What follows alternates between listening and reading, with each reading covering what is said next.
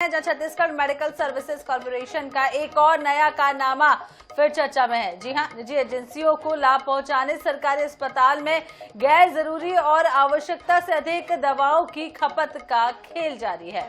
बता दें कि सीजीएमएससी द्वारा 2 साल पहले बिना डिमांड डीके अस्पताल को 57 लाख की कैल्शियम वाली आईवी फ्लूइड की सप्लाई कर दी गई थी। इसमें से लगभग 25 लाख की दवा का उपयोग हो पाया है और 32 लाख की दवा बिना उपयोग के एक्सपायरी हो गई है। डीके अस्पताल में मई में एक्सपायरी हो गई इन दवाओं का ढेर लगा हुआ है और अस्पताल प्रबंधन इन्हें बेकार घोषित कर नष्ट करने के लिए कमेटी बनाकर प्रक्रिया पूरी करने में लगा है। सूत्रों के अनुसार अस्पताल की ओर से दवाओं की जरूरतों के हिसाब से साल भर में एक बार दवाओं की डिमांड भेजी जाती है, जिसके आधार पर सीजीएमएससी इसकी खरीदी करता गया। डीके अस्पताल के आईसीयू और ऑपरेशन थिएटर में मरीजों को लगने वाली आईवी फ्लूइड की सप्लाई पुश मैग्नीशियम के तहत की गई थी। लगभग 57 लाख की दवा उन्हें भेजी गई, जिसकी डिमांड ही नहीं थी।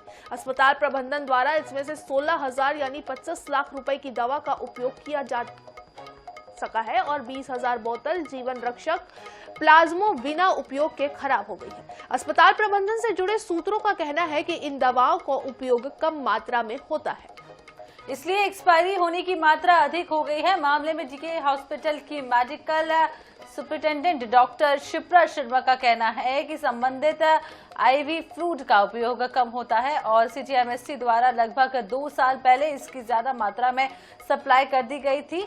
मई में काफी आईवी फ्लूइड एक्सपायरी हो गए हैं, इसे बेकार घोषित कर नष्टीकरण के लिए कमेटी बनाई गई है।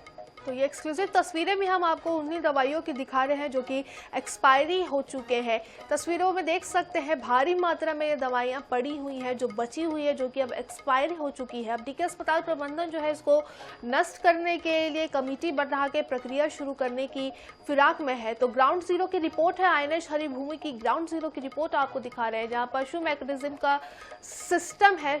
2 साल पहले जीवन रक्षक प्लाज्मा भेजा गया था। तो मोहम्मद हसन ज्यादा जानकारी के लिए हमारे साथ रायपुर से सीधे जुड़ गए हैं। मोहम्मद, एक बार फिर से पुश मैकेनिज्म का ये पूरा मामला सामने आया है, जहां बिना डिमांड की दवाइयों की खपत एक बार फिर से हो रही है और इतना ही नहीं, अब वो दवाइयां एक्सपायरी भी हो चुकी है, उन्हें नष्ट करने की भी तैयारी हो रही है। कितनी लागत, कितना खर्चा, कितना नुकसान, क्या कुछ पूरी डिटेल?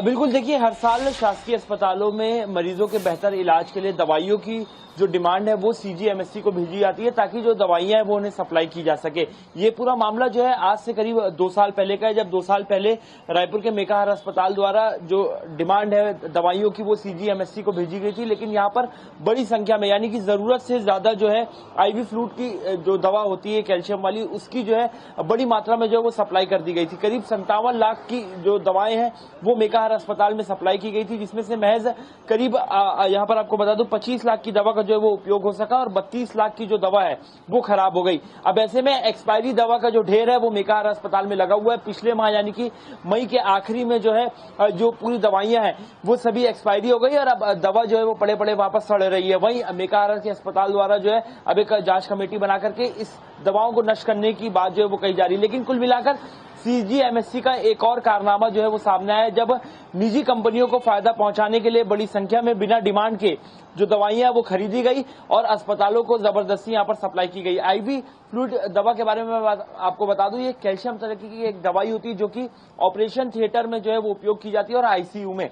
लेकिन जिस प्रकार से इस दवा का जो काम किया जाता है, डॉक्टरों का मानना है कि इस दवा का ज्यादातर इस्तेमाल जो है वो नहीं होता है, कम मात्रा में इसका इस्तेमाल किया जाता है। बावजूद इसके सीजीएमएससी यानी कि छत्तीसगढ़ मेडिकल सर्विस कॉर्पोरेशन द्वारा बिना किसी डिमांड के इतनी बड़ी संख्या में दवा सप्लाई करने की वजह से आज 32 लाख की दवा जो है वो पूरी तरीके से खराब हो गई, जिन्हें अब नष्ट करने की बात जो है वो कही जा रही है। कुल मिलाकर अब देखना होगा इस मामले में कोई जांच की जाएगी या नहीं, क्योंकि बिना किसी सप्लाई के निजी कंपनियों को फायदा पहुंचाने के लिए इस प्रकार से इन दवाइयों की खरीदी की जाती है। लेकिन बड़ा सवाल यही है, क्या अगर सही मात्रा में इन्हें सप्लाई किया जाता तो हो सकता है जो अन्य दवाएं हैं जो अधिकतर मरीजों में ज्यादा उपयोग की जाती है उन दवाओं की खरीदी ना करके सीजीएमएससी के द्वारा जो इन दवाओं का कम तरह का उपयोग होता है उन दवाओं को खरीद के सप्लाई किया जाना कहीं ना कहीं एक बड़ा सवालिया निशान है और मरीजों के साथ भी कहीं ना कहीं खिलवाड़ है, क्योंकि कई बार हम देखते हैं जो अन्य मरीज जो होते हैं दूसरी बीमारियों से ग्रसित होते हैं उन्हें जो है वो दवाइयां नहीं मिल पाती हैं और सीजीएमएससी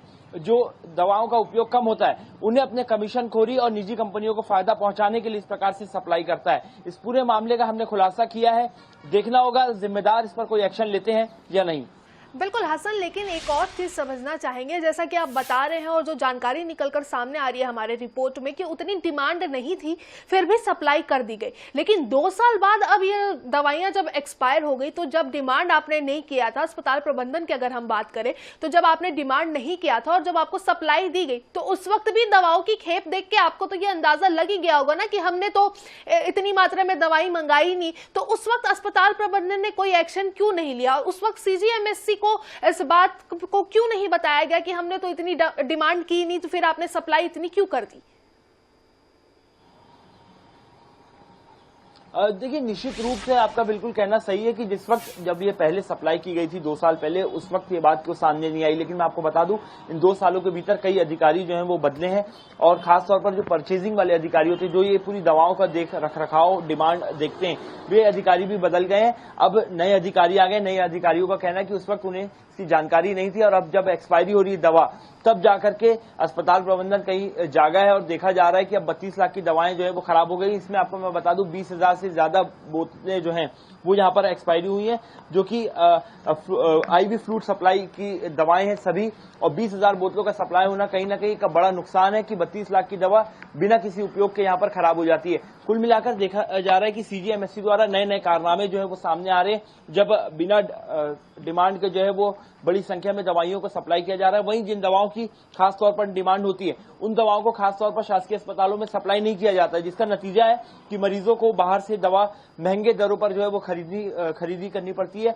ये देखा गया है, कई बार मरीजों ने इसकी शिकायत भी की कि निजी शासकीय अस्पतालों में जब भी वे जाते हैं अपने इलाज के लिए, लेकिन जब दवाओं की बात आती है तो उन्हें दवाओं की उपलब्धता जो है वो नहीं हो पाती और उन्हें बाहर से महंगी कीमतों पर दवाएं खरीदनी होती है। लेकिन सीजीएमएससी जिन दवाओं का उपयोग नहीं होता केवल और केवल कमीशनखोरी के लिए उन्हें यहाँ पर सप्लाई कर रहा है। तो ऐसे में एक बड़ा सवालिया निशान है। इस पूरे मामले का हमने खुलासा किया है, देखना होगा जिम्मेदार कोई कार्रवाई करेंगे या नहीं, क्योंकि मरीजों के साथ कुल मिलाकर के खिलवाड़ हो रहा है। जो जरूरत की दवाएं वो उन तक पहुंच ही नहीं पाती हैं और जो बिना जरूरत की दवाएं वो इसी प्रकार से लाखों रुपए की दवाएं जो है वो हर साल खराब हो जाती हैं। कुल मिलाकर नुकसान हुआ है और बेहद बड़ा नुकसान हुआ है। बहुत बहुत शुक्रिया हसन तमाम जानकारी देने के लिए। तो 25 लाख की लगभग दवाइयों का उपयोग हुआ है, उसके अलावा 32 लाख की दवाइयों से नुकसान हुआ है।